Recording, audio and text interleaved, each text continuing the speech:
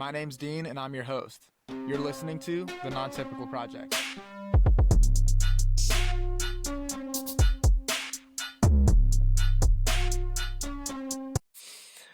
All right, we're back with another podcast, and today is somebody that I actually got to meet, like a week or two ago, something like that, at the Show Me Whitetails Expo. We've got Chase Tompkins of Latitude Outdoors. Some of you guys may know him as Chase. Some of you may know him as the Whitetail Man. Depends on what medium you find him through. But Chase works directly with Latitude. He is filming DJ's hunts, and he's got some pretty cool insight, knowledge of the industry.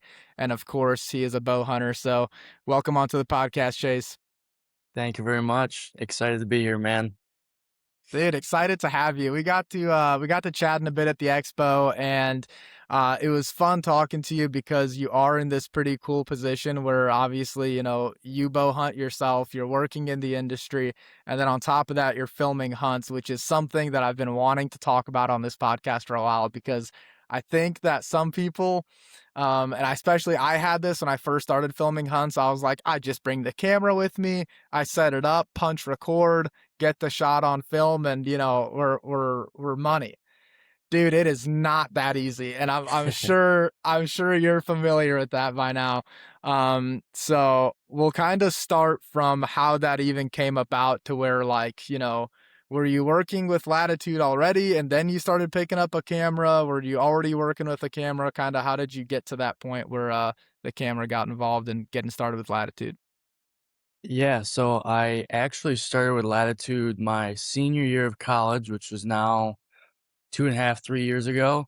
I was just a marketing intern with our marketing director, Corey. Did a lot of back end stuff, kind of learned the inside and outs of the business and how it runs on the marketing side. Eventually, that internship ended, but I loved Latitude, loved everything about them, the culture. So I wanted to get a job with them. So ended up working in the warehouse in the back, tying saddles, doing quality control, kind of getting to know all the products, the ins and the outs. And then fast forward a year, roles kind of switched. I started working in the front of the house, doing like outbound shipping for our wholesale side and also our direct side of the business. And then I decided, why not buy a brand new Sony camera? So I did that, just with no plan in mind, just wanted to shoot content and get familiar with filming as a whole. Had no idea to land where it is today, but started doing like some guided turkey hunts, some fishing charters. Really just learned by myself, but also piggybacking off of the guys here at Latitude who really know what they're doing. Um, Yeah. Learn the inside and out of the camera and filming hunts. Like you said, it's not as easy as just hitting record and letting it rip. Um, Lot to it, but also if you dumb it down, there isn't a lot to it. You just have to kind Yeah. of stay focused and know the machine you're running and what it's capable of, and then know how to edit and do all that stuff. So I kind of just happened. I went to a show. I do a lot of the shows here at Latitude. Went to a show. I think it was the Mobile Hunters Expo in Ohio. DJ was there. I knew DJ previously a little bit just from working shows and working here at Latitude. And he kind of proposed the idea that he's got some trips this fall. And if I want to come and film him, I can, if I can get off work and do that stuff. And obviously I was just ate up about it. Talked with Yeah. Kevin and Alex and some of the guys and eventually made it happen and had a little bit of pressure on me. But at the end of the day, the guys here, Alex, D-Rock, Aaron Blasey, and some other guys that know how to run the camera kind of gave me the confidence to get it done. So it For sure. long story short, it just all worked out. Dude, Super that ecstatic that's about it. that's awesome, and you've got a couple things here that I think a lot of people would be interested in, and namely, number one, uh, you're working in and a lot of people that hunt or that fish or that are in the outdoor space, and that's kind of where their passion lies. A lot of them do want to end up being like involved in the industry. Um, was the internship something you found as a part of your college experience? Like, like you're supposed to get an internship for however long, And were you hunting out an outdoors-based company? Did you like, how did that, how'd you end up finding that opportunity? Yeah, so I did need an internship credit for my degree. Um, I did one before. It was a prep baseball report, a baseball company. I had played sports all growing up, played baseball, but also hunting and fishing was in my blood, and I love that the most. And at the end of the day, Latitude wasn't offering an internship. I just emailed them multiple times because kind of like most people liked the culture of it and wanted to get involved. So I kind of blew up their emails, and eventually I got back with or Alex got back with me and sent me Corey's direction, and it just all worked out. So at the end of the day, I was Yeah. probably a little bit annoying, but you got to do that sometimes to get where you want to get. You got to, if you guys are listening and you have like a bunch of interest in Latitude or something, just spam the hell out of their email. Don't Somebody do will get that. back to Please don't. you. That's a Yeah, joke, but that's funny. somebody's gonna do it, you know? Yeah. Uh, yeah, man. So that's one like really cool kind of, aspect of that is like, kind of hunting out those opportunities and like really just gunning for what you're looking for. And so kind of getting into that and kind of gearing that directionality towards your actual passion and work. I mean, that's an awesome position that a lot of people, want to be in. And those opportunities are out there. If guys are looking for it and they want to be involved in the hunting industry and stuff like that, it's out there. Yep. Um, so kind of fast forwarding back to where you were at, you got this opportunity now to go film for DJ.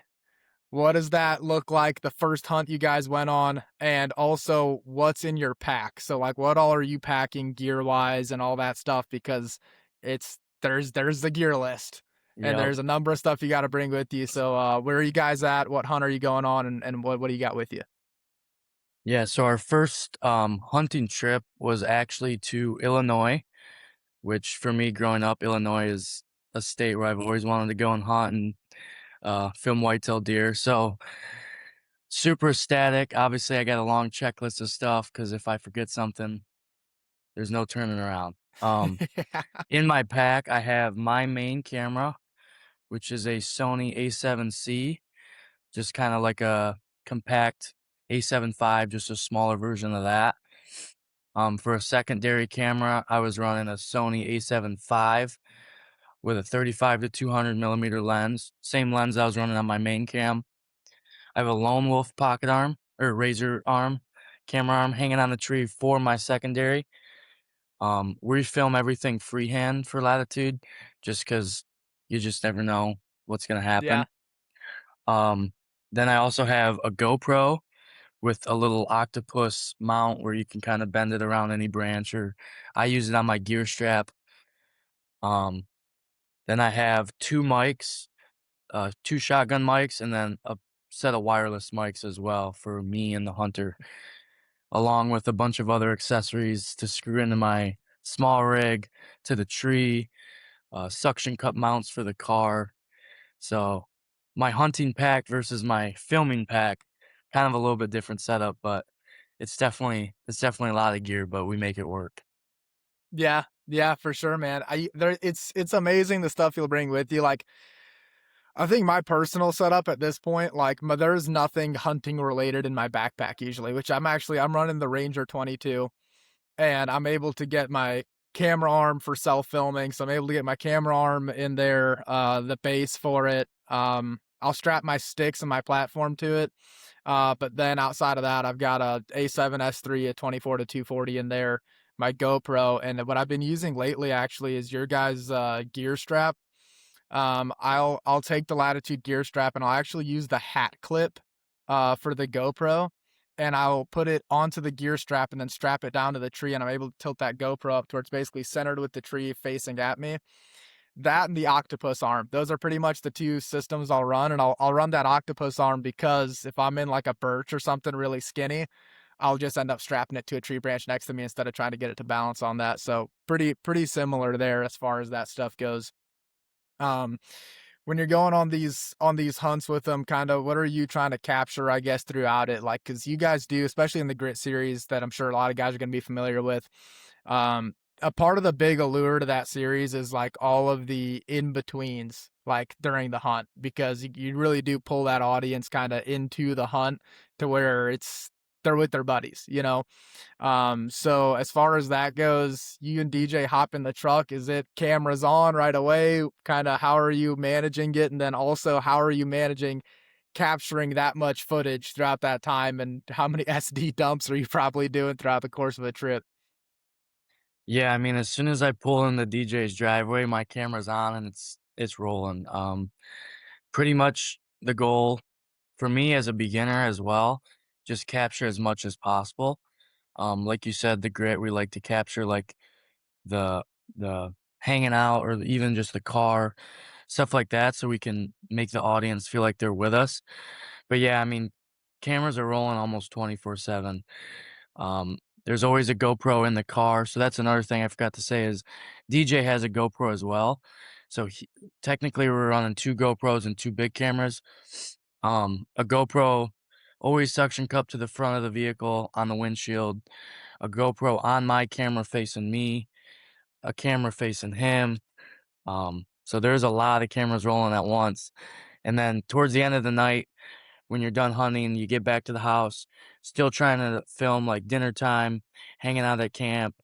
And then as soon as it's like, all right, uh, let's eat some dinner and dump the footage, that's when plug in all the cameras, all the batteries, get all the SD cards. You try and organize it as much as possible. It usually takes, for me, it took about an hour to 2 hours to dump all the SD cards onto the hard drive, trying to format them afterwards as well, so you know the next day you're waking up with fresh cards. Again, a drone. If you have a drone, you got to make sure you get the drone footage. Put that in a folder, label it all, what camera it was. Um, just kind of stay as organized as possible, but also know that tomorrow morning you're gonna wake up tired, so you better have it all ready to go. Um, Yeah. Dude, and I love talking to you about this stuff. And like I said, this has been a podcast about like a certain topic I want to talk about so much because I did a 9-day hunt this year, where I self filmed the 9 days.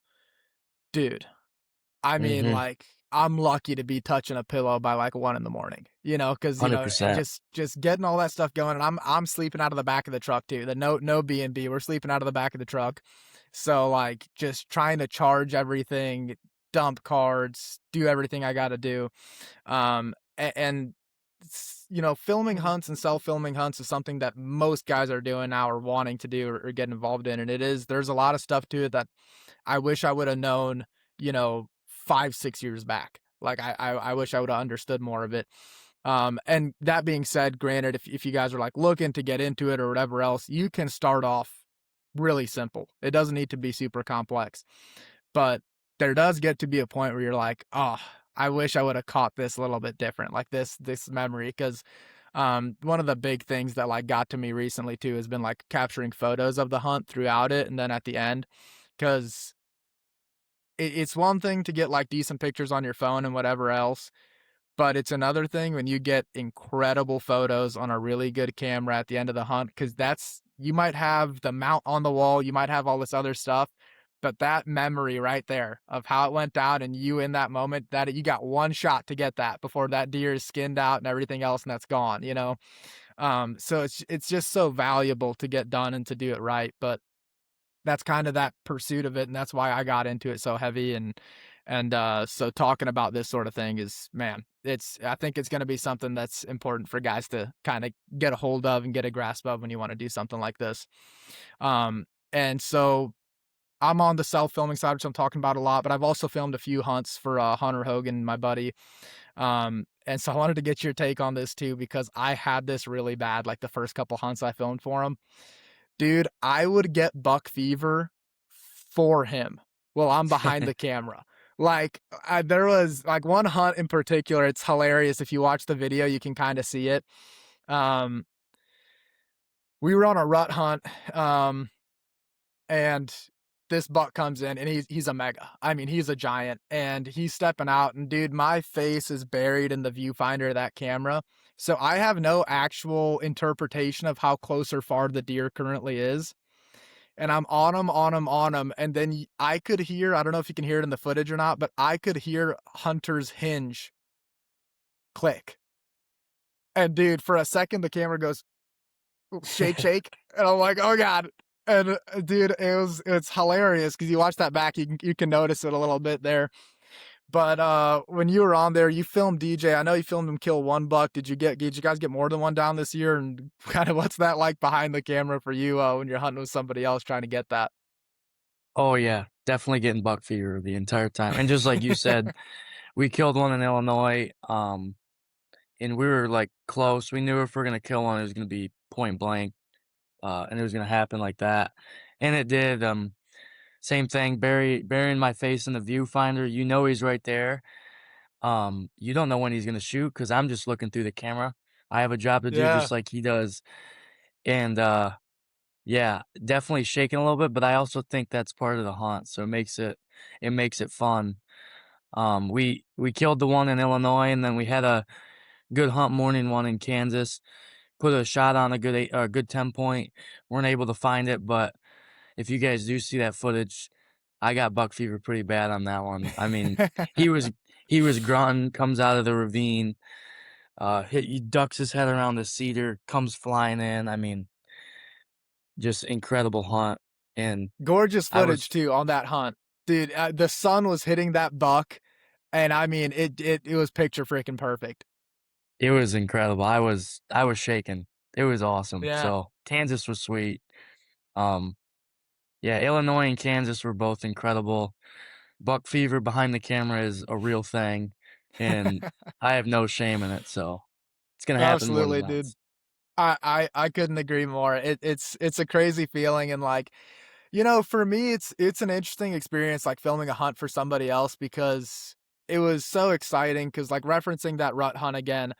Um, Man, there's sometimes those deer come in and you're behind the camera and they're just doing it. I mean, they're putting on a show and you're like in the moment proud of every single second of footage you're capturing because it's so freaking rewarding and you get back and it gets edited up and dude, it feels incredible to get to do that. So it's a super cool experience, and you mentioned now so you guys you went to Illinois, killed there, you went to Kansas, got a shot off on a buck, didn't work out, but overall super cool footage and a cool experience there.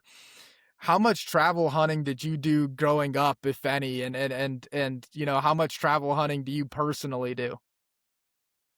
Yeah, so this year was actually my first year ever travel hunting. We went down to Southern Ohio about mid-March, did some shed hunting, some scouting in some nasty hill country. Um, Weirdly enough, fell in love with the grind, but also knew that killing a deer down there was gonna be incredibly hard. Ended up making 2 or 3 other trips to throw cameras up and just kinda were giddy to get down there again, and I hunted it early October, didn't see a deer, and then eventually we went down early November, I believe, and hunted a day or 2, then got rained out, and that was my first time ever being out of state hunting.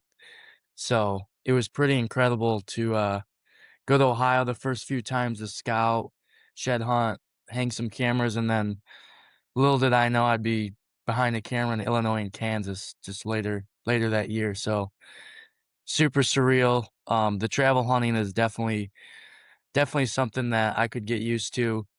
It's a grind, but it's also, like, a totally different style of hunting than a lot of people do if they don't travel out of state. Me and DJ talk about it a lot, like, the way he hunts out of state is kinda the way he hunts in state now, just because the mindset he has on killing deer doesn't change whether you're going out of state or in state. So, I learned an absolute ton from him when it comes from out of state, but also just the in-state hunting.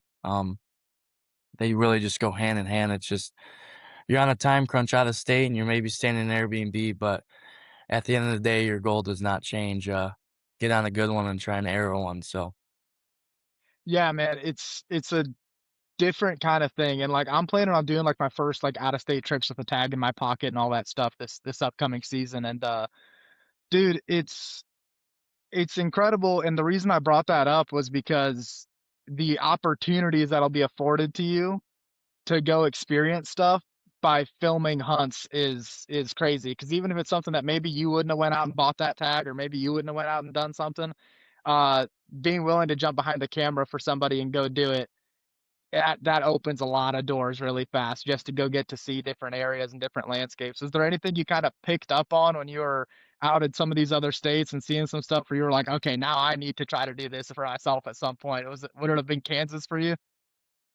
Yeah, Kansas was pretty incredible. I remember after day 4 or 5, I looked at DJ and I was like, "All right, I need to come to Kansas, or I need to go to Illinois and do the out of state hunt, um, with a bow in my hand." Because here in Michigan, we don't rattle a whole lot, and we're rattling every 45 minutes in Kansas, and something about hitting the horns and looking over that hill and seeing a 140 or 150 come cresting looking to beat some butt was incredible. So, Yeah. Yeah, I was interested to hear about that because Illinois is one of those states that everybody hears about being like, man, that's where, but Kansas, man, holy cow. I've got a lot of buddies yeah. that love to hunt Kansas, and I always hear about what a crazy experience it is. So planning on putting in myself this year and seeing what comes out of it. But man, it's exciting stuff. Um, how's obviously you're going out, it's a ton of fun doing all this stuff. What's the pressure like on you having that camera going and stuff like that? Because I know for me at least, I tend to feel quite a bit of pressure when I'm filming a hunt for somebody else because I'm like, dude, if there's one thing I don't want to jack up, it's this experience for somebody, you know what I mean? So what's the pressure like on your end? Did it get easier, from maybe Illinois was more nerves, Kansas not so much? Kind of what was that like for you on the pressure side of things? Yeah, for sure. First trip to Illinois, I mean, I was definitely nervous. Like you said, I just don't wanna mess up the memory for DJ, and then on top of that, I obviously am doing this for a YouTube series that hundreds of thousands of people might see, and I don't wanna let our editors down and our other cameramen down. So it is like a pile of multiple things coming in at once, but DJ made it a lot easier for me. Just an incredible dude. Also D-Rock and Aaron kinda gave me the confidence to, uh, just know that we're filming deer hunts. At the end of the day, just have fun with it. And they just gave me the confidence to get it done. So that helped a lot, and then after our Illinois trip, when we killed, rewatching the footage and just knowing like, okay, the footage looks good, it's not ruined, it's not bad. I did what I had to do. Knowing that Kansas was coming up in a couple weeks, my confidence definitely was a little bit higher than leaving for Illinois. And at the end of Kansas, again, rewatching the footage with DJ every night, um, kind of getting his endpoint of, oh, that was a sweet angle. Maybe tomorrow we'll turn this camera on and move that camera a little bit. By the end of Kansas, we were pretty much dialed as like a team, which was sweet. So the confidence definitely grew over time. Yeah. Yeah, man, that's freaking awesome. Because you do kind of figure out your system and get it working with whoever you're hunting with. And it can be really rewarding once you kind of see that system in place and see it working every time. It kind of gets cozier and cozier each time. Um, I talked to DJ about this a little bit when I had him on, but I wanted to get it from your perspective too. Uh, you're walking up on this. This is something that you got to play with every single time you hunt with somebody or filming for somebody. You find a tree, you find a spot, you got to make it work. Freehanding makes it definitely a little bit easier because you're not trying to play with camera arm angles. How much did you guys have to play with like what the camera can see versus what the hunter can see and perspective and all that stuff? Because getting in a tree with two guys is not an easy feat, especially when you're trying to kind of stay tight to the deer and keep yourself from getting busted. Yeah, 100%. The trees that me and DJ seemed to pick were, not ideal for 2 guys. I mean, the tree in Illinois was maybe this big around. He was on one tree, I was on a tree next to him, and then also I did have to have a camera arm for the secondary, so it did take us a minute to make it work, in Illinois, but we eventually did make it work. A lot of it was just like cover. We wanted to make sure, like, if the deer steps out, am I sticking out? Is he sticking out? Is the camera going to be in the way of the shot? Um, we eventually kind of figured that out and it worked out great. And then once when we were in Kansas, if you guys listened to his podcast at all, you probably heard of the Eagle's Nest was the tree that we Yep. sat in.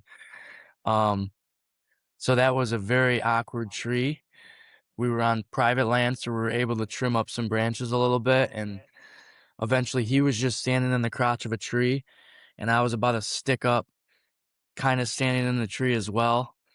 Um, but yeah, it definitely was no easy task, but we pretty much dialed it down pretty quickly, which is good. But Dude, that's awesome. Yeah, it can be a challenge, but you know, when you find a way to make it work, you get through it all. But um, so we know what's in your pack. We know what you're trying to do.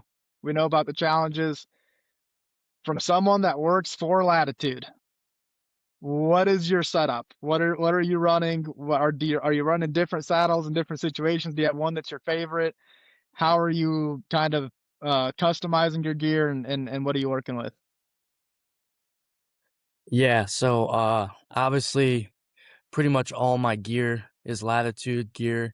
So I'm rocking the profile platform with this year filming I was running the Method 3, and then when I was hunting without the camera, which I do self film as well, but when I had the bow in hand, I was actually running the Maverick um with the Ranger 22 Carbon SS sticks. I usually run 3 sticks with 3 aiders. This year, I was not very good at picking trees, so I was 2 sticks with 2 aiders almost every hunt. For some odd reason, I don't know why. Every tree I seemed to pick this year was, uh, well, unfortunately, I picked a couple dead trees, so that never worked out. Yeah. Um, but also small trees in some thick areas, about 2 sticks up. Even sometimes my tether was this tight around the tree because I was in a tiny little sapling. Obviously, I'm running the gear strap with the bite bow hanger. Um, yeah, other than that, my hunting setup versus my cameraman setup is pretty similar. The only thing that I was switching out was my Maverick saddle for my Method 3. In no particular reason, just the Method 3 was great. It was new, and the double panel. The one thing I'm worried about in the tree filming all day is being comfortable, Yeah, and the Method 100%. 3 did that job, so I stuck with that behind the camera all year. For sure. So again, once again, your setup sounds really similar to mine. I'm typically running the Ranger 22. I have been super interested actually in picking up that Maverick, mainly because, dude, it was like 90 something degrees this early season. Method 3 was super comfortable. Dude, I needed all the ventilation I could get this year during in like September. Woo. But I mean, we talked about this a little bit at the expo, but I have lower back issues like out the wazoo, like I bad. And so I had until I started using the Method 3, I didn't have a lot of saddles that like actually supported my lower back in a way where I did not have issues staying in the tree. Dude, I could have sat in the Method 3 pretty much all day long if I wanted to, like, no problem at all. So that was like this last season was my first season running any Latitude gear at all, and I pretty much went all in after that because I had the Method 3 out of the box, strung it up, sat back in it, and I'm like, "Yep, that's it. That'll do it." And I'm running it with 2 dump pouches, obviously self-filming and everything else. I need all the little extra side pockets I can get, so I'm running it with 2 dump pouches in the Ranger 22, and then I'm running the Profile XL as my platform, which again I'm gonna brag on that too. Um, I had a picture I posted it at some point in my story. It was during that 9-day hunt where I pulled the cam strap off of that Profile XL and it stayed just in that position in the tree, and I'm like, yeah, it's not going anywhere. So it was super awesome, and like quality gear like that. I've mentioned this before on the podcast. Quality gear like that, I don't see it just as like, mobile hunting gear that's just, fun or whatever else. Cause like you can get into gear and gadgets all you want to in this hobby, passion, whatever you want to call it. And it's exciting and fun. But dude, you're buying safety equipment point blank period at the end of the day. And so if you're not buying gear that you can trust your life with, you don't need to be buying that gear. So like again, on that side of things, man, everything was rock freaking solid. So I was super happy with it. Makes your life easier, makes hunting easier, and there's no reason not to be doing that. Yeah, 100%. I had a couple hunts too. Same thing with the sticks. I would undo my sticks, pull the strap or pull the am steel rope, and my sticks are still sticking there, sticking to the tree. I was like, I Yeah, mean, come on. You that's what can't you really want to beat see, that. man. Exactly, Yeah. that's what you wanna see. No, that's freaking awesome, Yep. dude. When you're hunting for yourself, kinda what'd you grow up doing versus what you're doing now? Are you stomping public? Are you hunting private land, permission pieces? Kinda what do you generally, running around on? Yeah, growing up, I private land only. A lot of my family members own private land, little like 35-acre parcels. This year I did bump around on public a little bit. When I went down to Ohio, that was all public. And then some here locally in the Grand Rapids area, I bounced around on some public a couple hunts this year. But primarily when I was growing up, it was pretty much all private. I grew up hunting ladder stands. Um, I grew up a little bit with the climber. I'd borrow my dad's climber here and there, but Yeah, ever since I started working here at Latitude, I don't think I've sat in anything other than the saddle. Just because of the comfort aspect and how mobile you can be, it just was a no-brainer for me, but yeah. for sure, man. I I grew up hunting a lot of public, but then I kinda transitioned into, like, I'd say 90% of my hunting is still on public, but I do start, bouncing around some permission pieces here and there. What's that experience like walking around the public, in, Michigan? Because I could only imagine, the experiences one might have out there. Is it pretty pressured pretty much across the board, or, what do you usually run into? Yeah, most of the time there's some pretty good pressure. First couple things I noticed, because I would shed hunt it before I would even just go blind into hunting it. Um, you definitely see those makeshift blinds, a lot of trash. You can pretty much easily pick out where the people are going and where they're at. And the goal for me was just get where I didn't find that. I was only able to hunt it a few times, but yeah, pretty much the old saying is get as far away from the parking lot as possible. But at the end of the day, it was more just try and take a route and get to where I needed to be, unlike anyone else would have probably taken, which at the end of the day was probably a much harder walk, much longer walk, whether I'm going a mile back or just doing a big J hook around back towards the parking lot. Still kind of hunting sign, same thing I would do on private, but on private I know who's hunting it and where they're hunting it, so I Yeah. guess that's a plus. But How'd your season go this year? it was all right. I think I seen one shooter in Michigan here, but Ohio was a little rough. It was totally new to me. The hill country hunting versus what I'm used to here in southern Michigan is completely different. Yeah. Getting busted from about 300 yards away, and you're not knowing any way how that's possible. But was able to get some good deer on camera, try and hunt one down. Didn't run into him, but still a great season behind the bow and also behind the lens. So I just can't complain. Yeah, man. That's freaking awesome. Because again, you get the best experience, I guess, from both sides really with all that, and, Hmm. uh, going into next year, do you got any particular plans or anything like that for your season or what that looks like or how much more filming you may or may not be doing? Has any of that been discussed? A little bit. The goal is to get behind the lens a little bit as well. Hopefully film DJ a little bit, possibly Alex a little bit. We'll kind of just see when that comes up. I'm sure the conversation will come up later this summer once when trips get planned a little bit more.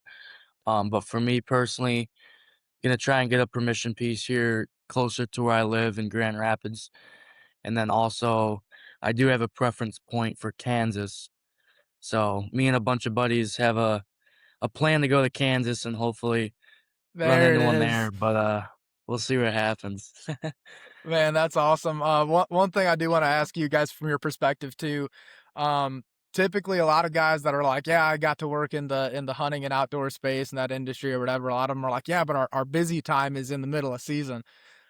How much does that play a factor for you and for the team over at Latitude versus like a hunting time between work and balancing out the 2, or does it tend to mesh pretty well? Yeah, it goes pretty smoothly here. It's pretty much me and about 3 or 4 other main guys that run the operations area, and we seem to take turns on who gets the morning off or who gets the evening off, and they're gonna go hunt, well, I'll hunt tomorrow and vice versa, but, when it comes to, like, roles and stuff, we all kinda can run everybody's role. So if it's like, I'm gonna go take off hunting for a couple days, I know my stuff's getting covered by the boys here at the shop, so it goes pretty smoothly. We all wanna go hunting, but also we all got work to do as well, so we tend to get it done and the customers come first, so at the end of the day, if they're happy, then we're all, uh, we're all going good, so Yeah, that's awesome. I can't help but to notice you got a for people just listening, he's got a turkey fan and a goose behind him. So, were you a waterfowl hunter, previously, still are, or what's the, story behind the waterfowl hunting there? so these are actually not mine, they're my buddies here at the shop. I know you Gotcha. guys can't see, but this wall here is littered with taxidermy. This is my buddy Cole's turkey that he killed last year, a goose that Jarrett killed a couple years ago.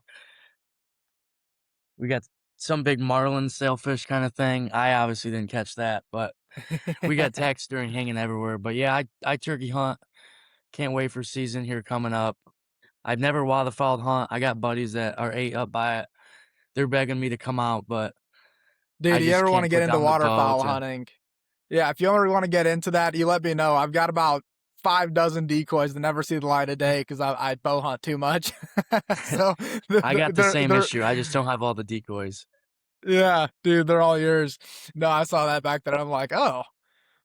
But man, that's pretty cool. And again, you're really unique with Latitude there, and kind of another reason I'm wanting to hit on that a lot is super fast growing. And I mean, your guys' presence is out there like crazy. In the time that you've been, kind of involved with all that stuff, what have you seen from like the customer standpoint and that base growing and all that stuff? What have you gotten to see, and what's that like on the internal side of things? Yeah, I mean, it's pretty incredible. I mean, going to shows, you get to see people face to face, and the amount of people that are like, "Yeah, we got them. I love the show," or "Love your guys' product. Everything you guys have, I own." I mean, the fan base has been incredible. We got one of the best customer bases you can ask for. Here internally, a lot has changed when I started working versus now. I always talk about like I should have gotten a before and after picture because how fast we're growing. We're always running out of room with inventory or got new stuff coming in. The guys are just always working on some cool stuff. So super fast growing from my time versus now. It's honestly been incredible to see.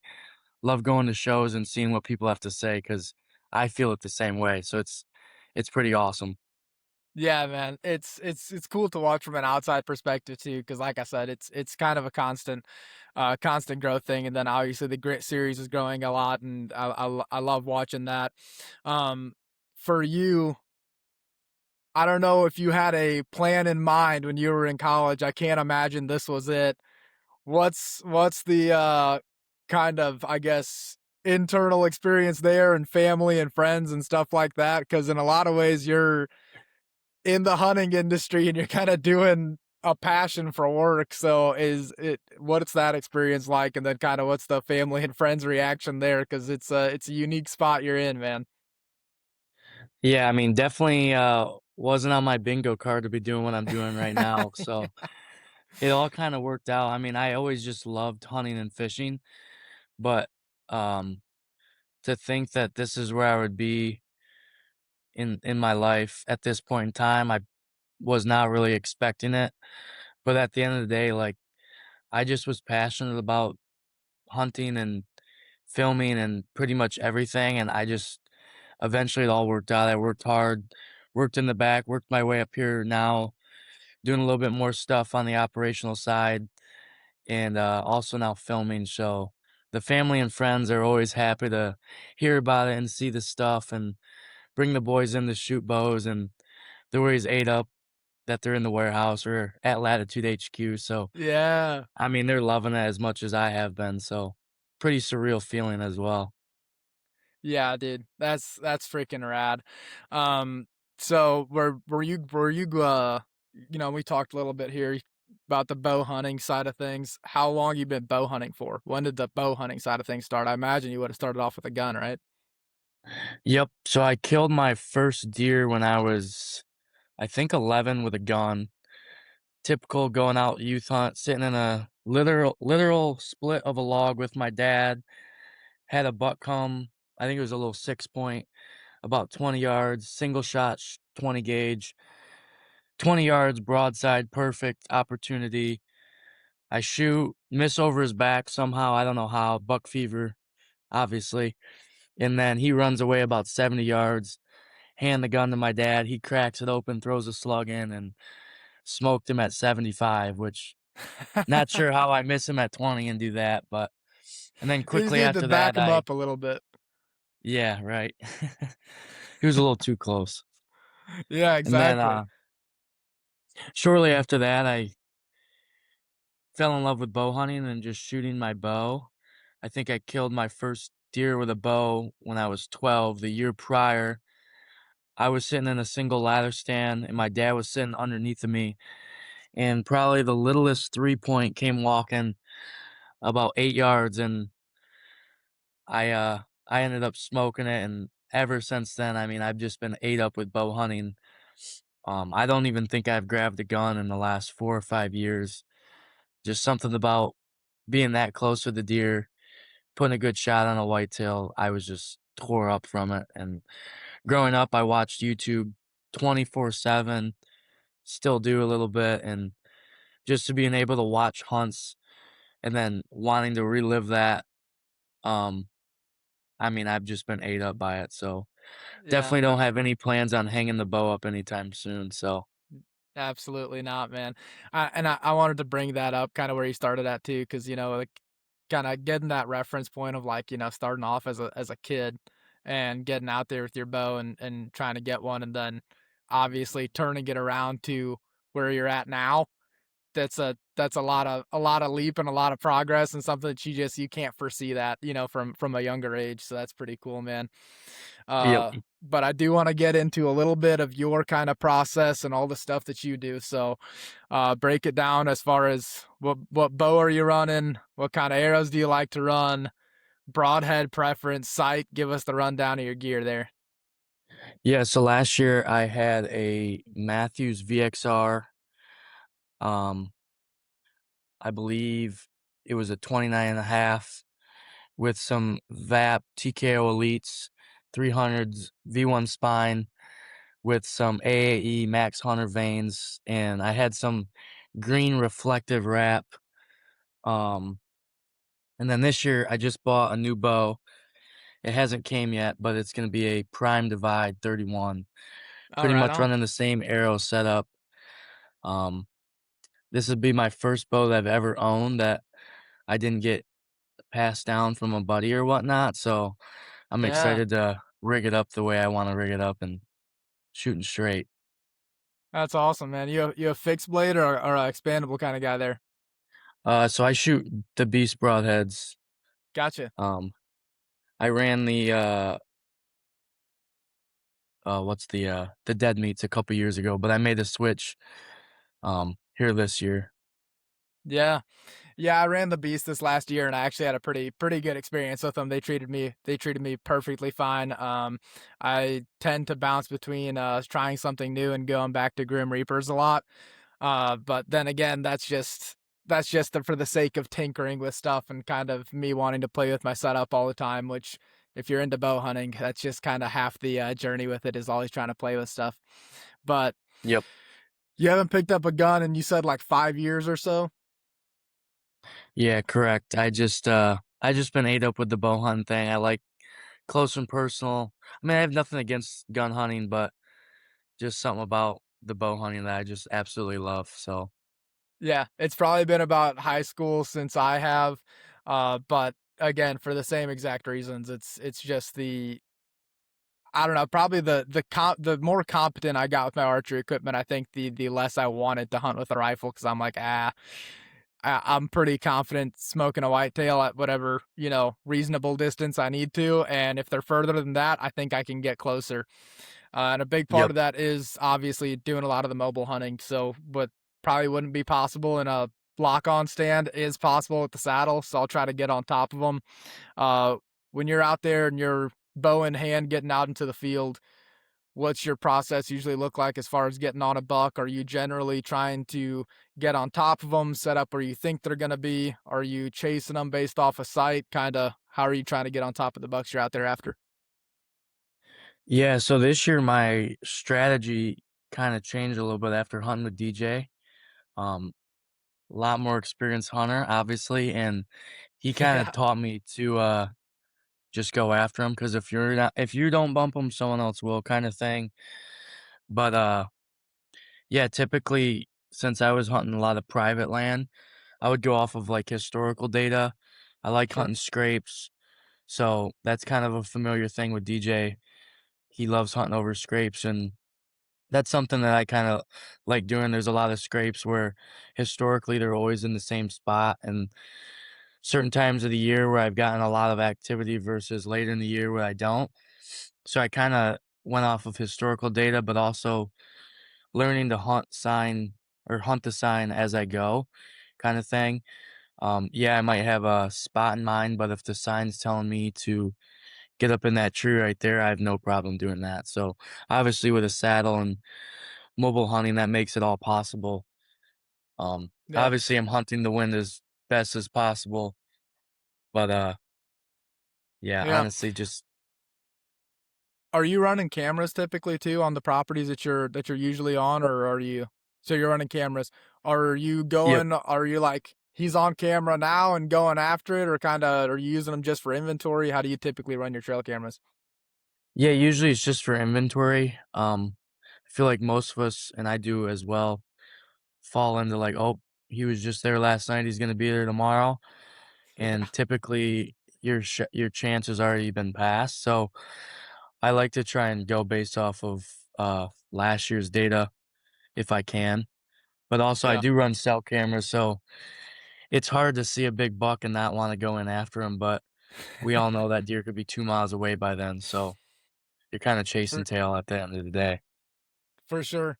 For sure, man. I gotta ask you too, so you said you're typically going in 3 sticks, 3 eighters. Um, how high do you typically get up in the tree when you're trying to set up? You found the perfect tree. This is obviously a point of great debate. Are you getting up like a conservative 12 to 15, or are you pushing 30, 40? Where do you typically end up falling around? Yeah, most of the time, uh, I don't really have a preference, to be honest. It's kinda just I don't wanna stick out like a sore thumb, so a lot of time I'm hunting the cover. I'm kind of a taller person, so I can get up pretty high with 3.6 and 3.8ers. If I need to be up 30 foot, I will, but typically hunting the cover early season, because here in Michigan, the coverage is pretty thick, and if I get too high, I don't have shots. So I don't mind hunting 5 foot off the ground if I have to, so I don't really have a preference, to be honest. I know when we talked in Kansas, sorry, Missouri, you were telling me your guys' strategy in getting up high. I would love to if I can, if I need to, but I just don't really have a preference, so at the end of the day, I'm Yeah. hunting cover. Yeah, like to get up high. A lot of it is just the terrain too though. Like I guess not even the terrain, the foliage. Like we'll be hunting in really, really thick stuff that's super tall and it's like, okay, if we're not up at least this high, we can't see down into it.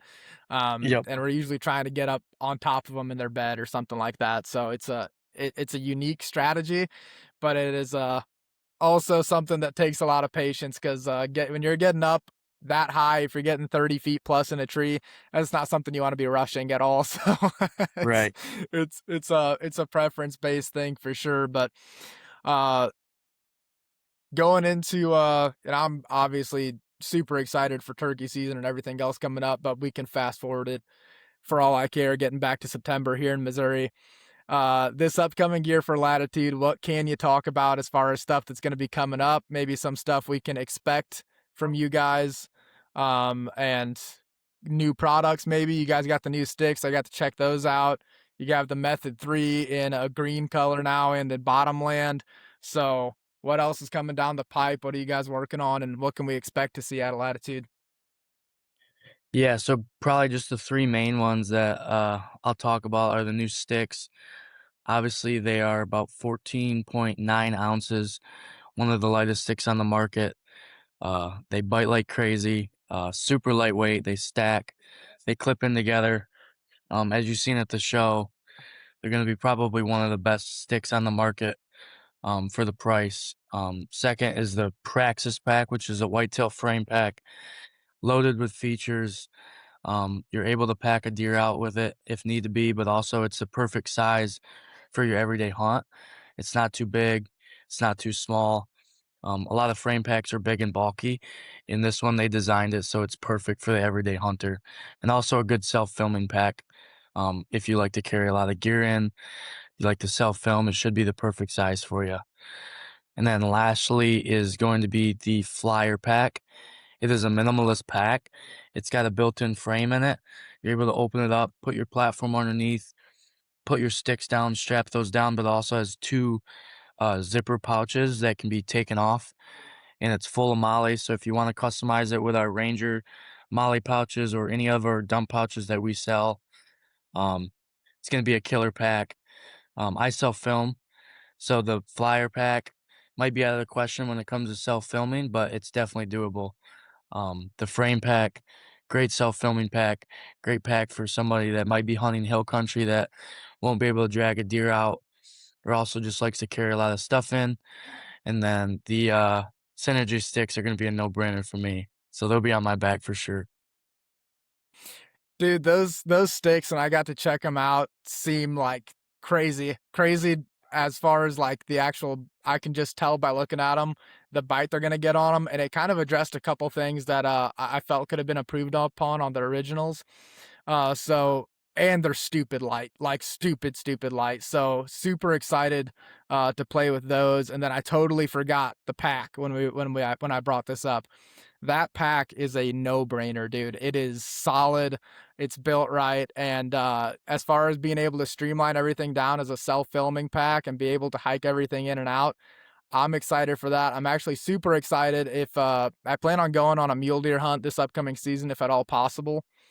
I wanna see if I can get a mule deer out with it because I think I could, and it's just, it's gonna be probably the first thing on the, bucket list when we get around to that, so all that stuff's pretty freaking exciting as far as the new lineup goes for this upcoming season.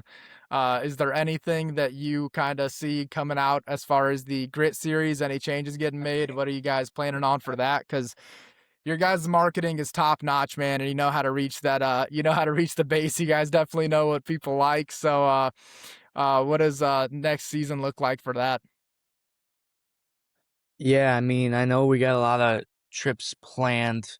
States wise, I'm not 100% sure. Don't know if I can give them secrets out yet, but Yeah. That's fair. I That's know fair. there's I know there's some sweet trips planned. Some guys are going to some sweet states, and they tend to get it done. So stay tuned on that. I'm super excited. This next season's gonna be a good one. The one coming out uh this year that we filmed last year should be awesome. A lot of kills, a lot of great hunts. And if you're a grit fan, I'm sure you're excited. And if you're not, check us out because it's gonna be a good You will one. be. Yeah, man. Dude, it's awesome. Your story is freaking incredible. Like I said, starting off from where you did and kind of falling into all of it the way it went. It's super cool. As far as the filming stuff goes, are you making any changes for next year or next season as far as gear and equipment go for that, camera setup, anything like that that you think you'd benefit you and what you're doing? Yeah, so the one thing that I did this off season, because I also do a lot of filming for like freelance gigs. I do a lot of fishing charters here in West Michigan. I got some turkey hunts coming up this year to film for some guys. And also, I'm kind of open to any other type of work, mainly in the outdoor industry, but I'm willing to do anything. The one big upgrade that I made a couple weeks ago was I got a new lens. I got a 35 to 150 Tamron 2.8, so I'm stoked for that one. Been messing around with it. That's one thing that I'm super excited about. And also, I'm looking to get a new drone as well. Heck yeah. Something a little bit better for my liking. And other than that, uh, I love to do a lot more upgrades when it comes to camera gear. As you know, camera gear is expensive, so it comes piece by piece, but it's an addiction that I got as well as you, I'm sure. Yeah, dude, for sure. It feels like there's always something, even when I get something in new and I'm excited about it, I play with it for a little while. I'm like, man, what's the next best thing? What's that next Lego piece I can slap onto this? And you'll go down that rabbit hole pretty fast. Yep. Man, there's so much to talk to you about as far as all this stuff goes, and I'm trying to cover all the bases and keep it concise here. But um, on the filming side too, is there anything to the guys that are listening that do wanna film hunts, or they maybe just wanna sell film or anything else like that? Anything that you wish you woulda known prior to getting into it, prior to starting, any mistakes to avoid, stuff like that, that you feel like you've gotten to kind of go through and work through the process on your own?